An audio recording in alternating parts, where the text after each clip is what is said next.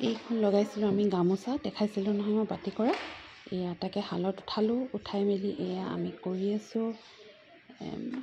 অকণমান জটবিলাক ভাঙিব লাগিব, তেতিয়াহে ব'ব পাৰিম নহয়নে। এইখন ফিটিং কৰা হ'ল হৈ এয়া অকণমান য'ত জট লাগি আছে হাতেদি এনেকৈ আমি জটবিলাক ভাঙি লৈছোঁ। বোৱাৰ আগতে এইখিনি ঠিক কৰি ল'ব লাগে, নহ'লে আপোনাৰ ছিঙি যাব সূতাবিলাক। ভালকৈ লাহে লাহে এনেকৈ অলপ সূতা লৈ হেৰিখিনি জইনখিনি ভাঙি দিছোঁ। আঙুলিটো দেখিছেনে কেনেকৈ কৰিছে। এই এনেকৈ অলপকৈ ল'লেই হ'ল। একদম ওপৰৰ পৰা তললৈ এনেকৈ যিমানখিনি পাৰে লাহে লাহে কৰি গ'লেই হৈ গ'ল। আৰু চিৰিকেইডাল লাহে লাহে লৈ গৈছে ইফালে জটবোৰ ভাঙি চিৰিডালো আগুৱাই দিয়া হৈছে।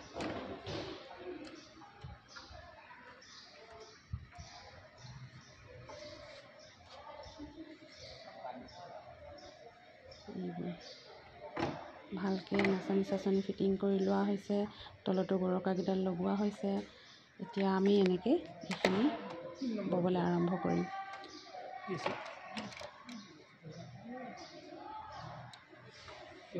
নজনা বস্তু এটা শিকিবলৈ মোৰ বৰ আগ্ৰহ, আৰু যেনেকৈ পাৰোঁ শিকি গৈছোঁ। যিমানখিনি পাৰোঁ নজনাবিলাক সুধি লৈছোঁ। অলপমান টাইম লাগে বাৰু শিকিবলৈ। একোৱে সম্ভৱ নহয়, যদি আপুনি আপোনাৰ অভ্যাসটো তাকে কৰি থাকে তেতিয়াহ'লে আপোনাৰ ধুনীয়াকৈ মনত থাকি যায়। আৰু এয়া সেনেকৈ ময়ো ইহঁতৰ পৰা ছাৰৰ পৰাও শিকিছোঁ, আৰু যিসকলে ব'বলৈ জানে তেওঁলোককো নজনাবিলাক সুধিছোঁ, তেওঁলোকেও ধুনীয়াকৈ মোক শিকাই দিছে। আৰু এয়া দেখিছেনে চবেই লাগি গৈছে ফিটিং কৰিবলৈ। এইবিলাক য'ত যি আছে এইবিলাক ভাল নহ'লেতো ব'ব নোৱাৰিম ন।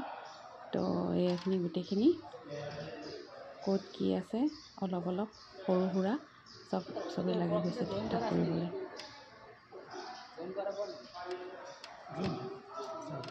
মই ভিডিঅ'ও কৰিছোঁ, লগতে নিজেও কৰি চাইছোঁ। ভালকৈ ফিটিং নহ'লে এইখন আৰু ইমান ভালকৈ ব'ব নোৱাৰিম। সেইটো কাৰণে পূৰা সমান হ'ব লাগিব। আপোনাৰ মাকুটো আৰু এইটো মুঠিটো আপুনি চাব লাগিব কিমানখিনি গৈছে। মাকুটো ভালকৈ সৰকিছে নে নাই ৰাঁচখনৰ মাজেৰে সেইটোও চাব লাগিব, নহ'লে সূতা ছিঙি যাব আপোনাৰ। আৰু কেতিয়াবাতো এনেকুৱাও হয়, বহুতবাৰেই হৈছে, শালখনো কেতিয়াবা শালৰ কাৰণেও হয়। মই ভাবোঁ মোৰেই হৈছে নেকি, আকৌ মাকুটো উৰি যায়। ভালকৈ মাৰিব নাজানিলে মাকুটো উৰি যায়।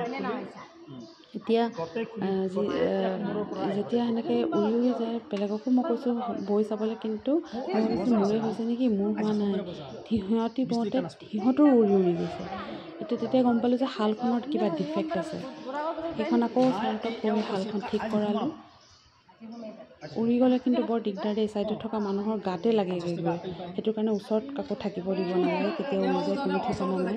কিন্তু কেইখনমান শাল ইমান ধুনীয়া ছফ্ট হয়, ধুনীয়াকৈ মাকুটো ধুনীয়াকৈ অহা যোৱা কৰিব পাৰে। কিন্তু এখন শাল বিৰাট বেয়া পালোঁ, সেইখন একদম ব'বই নোৱাৰি, উৰি যায়। মোৰ এবাৰতো মাকু আহি ভৰিৰ কি কয় আপোনাৰ এইটো আঁঠুত লাগিলে, আঁঠুৰ ওচৰত এনেকুৱা বিষাইছে একদম, জোঙাটো আহি লাগি গৈছে।